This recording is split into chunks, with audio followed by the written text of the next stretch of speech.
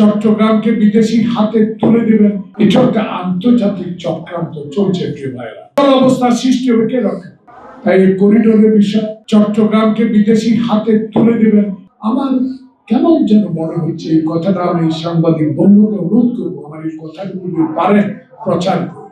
আপনি এত গুণীজন, আপনার সাথে এত গুণী ব্যক্তি, আপনি যখন গুণীজন হতে পারলেন, বাংলাদেশের এই পোর্ট চালাবার জন্য গুণীজন তো আপনি তৈরি করতে পারেন, অন্যের হাতে কেন তুলবেন? গুণীজন তো আমাদের মাঝে আছে। আপনি যেরকম আছেন এরকম বহু গুণীজন ব্যক্তি, বহু দক্ষ লোক, পোর্ট চালাবার মতো লোক আছে, বিদেশের হাতে তুলে দেওয়ার কোনো দরকার।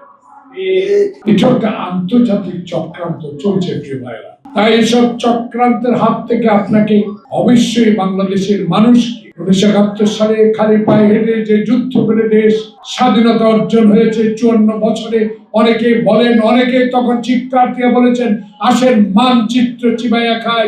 অনেকে শুনেছেন জোরালো কণ্ঠে, কোথায় সিরাজ শিকদার, কোথায় গণতন্ত্র, কোথায় সংবাদপত্রের স্বাধীনতা, সকল কিছু নিঃশেষ করে দিয়েছে এ আওয়ামী লীগ। কারণ আওয়ামী লীগের জন্ম 1949 সালে, সেই আওয়ামী লীগের জন্মদাতা মাওলানা ভাসানীও কোনদিন আওয়ামী লীগ করতে পারে। শেখ হাসিনা নেতাদেরকে আমরা বলি, কারণ এরা আমাদেরকে একটু আগে কমিশনার বক্তব্য দিয়েছে, 44টা না, হাজার হাজার মামলা, 16 বছরে 10 বছর অধিক জেল কেটেছে। আফসোস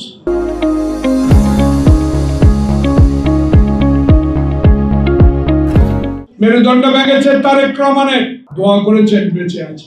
বহু রক্তাক্ত অবস্থা আমাদের বহু নেতাকে আপনারা দেখেছেন, হারুনের অত্যাচার দেখেছেন, বিপ্লবের অত্যাচার দেখেছেন, মির্জা আলমগীরের মতো বয়োজ্যেষ্ঠ নেতাকে টেনে হিঁচড়ে, রিজভির মতো একজন পঙ্গু লোককে টেনে হিঁচড়ে আব্বাস গয়সর এবং আলমের উপর, আমাদের উপর যে অত্যাচার হয়েছে সেটা দৃশ্যমান হচ্ছে না।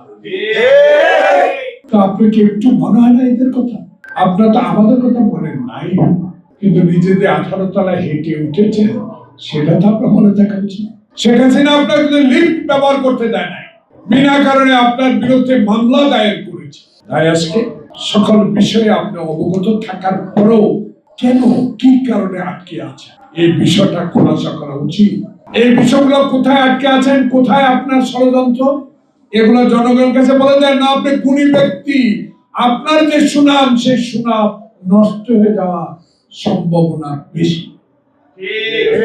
আপনার সুনামের জন্য তো আপনাকে আমরা সমর্থন দিয়েছি, আপনার কর্মকৌশল, আপনি একজন অর্থনীতিবিদ, আপনি বিশ্বের দরবারে গ্রহণযোগ্য ব্যক্তি, আপনাকে সরকারে বসিয়ে দিয়েছি মানুষের কথা শোনার জন্য, জনগণের কথা শোনার জন্য, গণতন্ত্রের জন্য, একটা সুষ্ঠু নির্বাচনের জন্য, জনপ্রতিনিধিদের ক্ষমতা হস্তান্তরের জন্য, নতুন কাউকে সমর্থন দিয়ে তাদেরকে সংগঠিত করার জন্য নয়।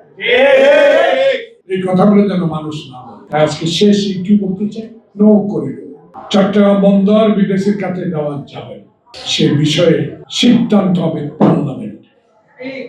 সেই পার্লামেন্ট হবে তারেক রহমানের, যেই তারেক রহমান বলেছে বিএনপিকে সরকার গঠন করার জন্য। বাংলাদেশে শেখ হাসিনা সে নির্বাচনকে ধূলিসাৎ করে দেওয়ার ষড়যন্ত্র থেকে রক্ষা করে এক মাথা এক ভোটে জনগণের পছন্দের মতো লোককে জনগণ ভোট দিয়ে যাদেরকে সংখ্যা গরিষ্ঠতা আসন দেবে তারাই সরকার গঠন করবে এবং তারাই এই সকল সিদ্ধান্ত গ্রহণ করবে।